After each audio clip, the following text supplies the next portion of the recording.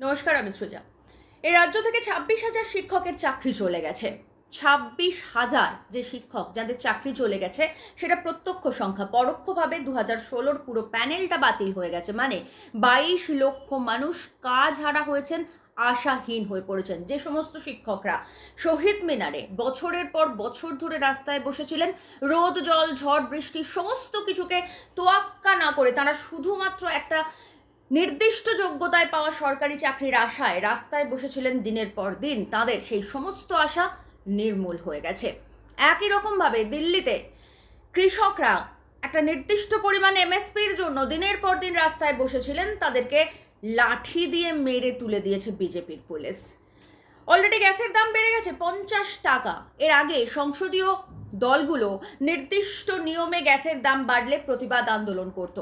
আমরা স্মৃতি ইরানিকে দেখেছি, এখনো সেই ছবি আমাদের ফেসবুকে ঘুরে বেড়ায়, উনি কিভাবে সিলিন্ডারের কাট আউট নিয়ে প্রতিবাদ জানিয়েছিলেন। কিন্তু এখন গ্যাসের দাম বাড়লে আর কেউ প্রতিবাদই করে না, বোধহয় এটাকে আর গুরুত্বপূর্ণ বলে মনেই করে না।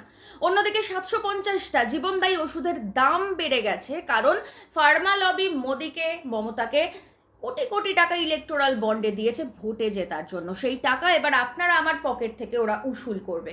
অন্যদিকে আইটি কোম্পানিতে এত কাজের প্রেশার, তার সঙ্গে টার্গেট পূরণ হওয়ার এত টেনশন যে মানুষ নিজের জীবন দিয়ে দিতে পিছপা হচ্ছে না।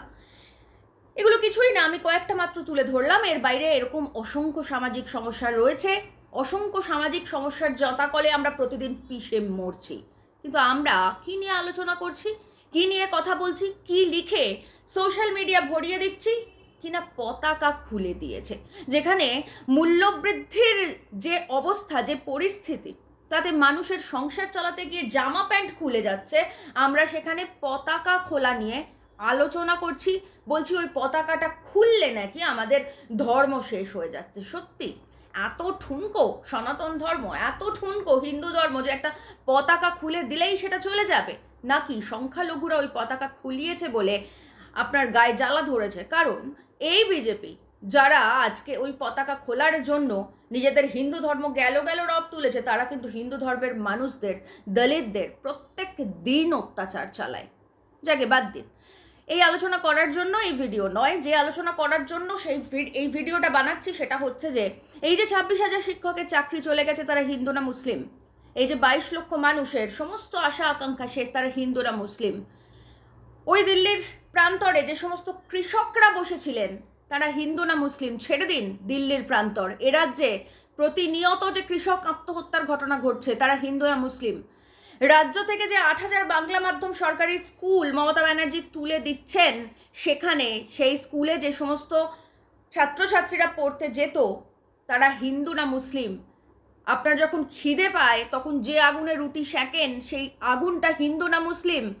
যে রুটিটা খান, যে ভাতটা খান, সেটা হিন্দু না মুসলিম? যে কৃষক ফসলটা ফলায়, যে ফসল খেয়ে আপনি আপনার ক্ষুধা নিবৃত্তি করেন, সেই কৃষকের ধর্ম কি, হিন্দু না মুসলিম? ব্লাড ডোনেট করার জন্য যে মানুষটা এগিয়ে আসে সবার প্রথম, তার ধর্ম কি, হিন্দু না মুসলিম? করেন প্রশ্ন? করেন না। কেন করেন না? কারণ আপনি জানেন খিদের কোনো ধর্ম হয় না, টাকার কোনো ধর্ম হয় না, রক্তের কোনো ধর্ম হয় না। আজ শ্রম আইন তুলে দিচ্ছে, অসংখ্য মানুষের, হাজার হাজার মানুষের রক্তে ভেজা সেই যে শিকাগোর হে মার্কেটে সেই যে শ্রম আইন, যে আইনের মাধ্যমে শ্রমিকরা তাদের অধিকার ছিনিয়ে নিতে পেরেছিল, সেই আইন কেড়ে নিচ্ছে বিজেপি সরকার। শ্রম কোড চালু করছে, যে কোড অনুযায়ী আপনার নির্দিষ্ট কোনো সময়সীমা থাকবে না কাজের, আপনাকে দাসত্বে পরিণত করবে, দাসে পরিণত করবে বিজেপি সরকার। এবার আপনি বলুন, আপনার হিন্দু হলে সুবিধা না মুসলিম হলে সুবিধা?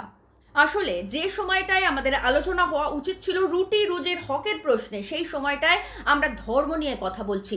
আর এই ধর্ম নিয়ে কথা বলে আমরা আসলে সময় নষ্ট করছি, আমরা আসলে মমতা ব্যানার্জি, শুভেন্দু অধিকারীর ফাঁদে পা দিয়ে দিচ্ছি। মাথায় রাখবেন, এ রাজ্যে 14 বছর ধরে কোনো শিল্প নেই, এ রাজ্যে কোনো কর্মসংস্থান হয়নি গত 14 বছর ধরে। কর্মসংস্থান মানে আমরা এই মুহূর্তে বুঝি চপের দোকান, চায়ের দোকান। স্বাস্থ্য ব্যবস্থার কি হাল সেটা তো গত অগাস্ট থেকে দেখতেই পাচ্ছেন। সেখানে কর্মরত চিকিৎসকের হত্যা হয়ে গেলেও বছর ঘুরতে চললো, এখনো বিচার পাওয়া গেল না। আর শিক্ষা, 26,000 শিক্ষকের তো চাকরি চলেই গেছে, তার সঙ্গে 8,000 সরকারি স্কুল বন্ধ করে দিচ্ছেন মমতা ব্যানার্জি। শিক্ষার হাল খুবই খারাপ অবস্থায় দাঁড়িয়েছে। তার সঙ্গে আইটি সেক্টরের কর্মীরা প্রাণ দিচ্ছেন, যেমন আমরা ঘন ঘন দেখতে পাচ্ছি সেই সমস্ত খবর। তারা এতটাই কাজের প্রেশার তারা নিতে পারছেন না, টার্গেট ফুলফিল করতে পারছেন না। সুতরাং ঠিক এরকম একটা জায়গায় দাঁড়িয়ে শ্রম কোড আনছে, যাতে এই আইটি সেক্টরের কর্মীদের আরও বেশি চাপে ফেলা হবে এবং অন্যান্য সেক্টরের কর্মীদেরও আরও অনেক বেশি চাপে ফেলা হবে। তার জন্য শ্রম কোড আনছে বিজেপি সরকার। এটার প্রতিবাদ করুন, ধর্ম ছাড়ুন, ধর্ম আছে আপনার সঙ্গে, আজীবন আছে। আপনি যখন থেকে জন্মেছেন তখন পর্যন্ত আমৃত্যু ধর্ম আপনার সঙ্গে থাকবে, কিন্তু ধর্ম আপনাকে খেতে দেবে না। আপনার আসল কথা, আসল প্রশ্ন, আসল দাবি রুটি রুজি হকের প্রশ্ন। আর এই রুটি রুজি হকের প্রশ্নেই আগামী 20 এপ্রিল বামেদের ব্রিগেড, মেহনতি মানুষের ব্রিগেড। আপনি যদি মেহনতি মানুষের পক্ষে বলে নিজেকে মনে করেন, তাহলে আসুন এই ব্রিগেডে যোগ দিন, এই ব্রিগেডকে সফল করে তুলুন।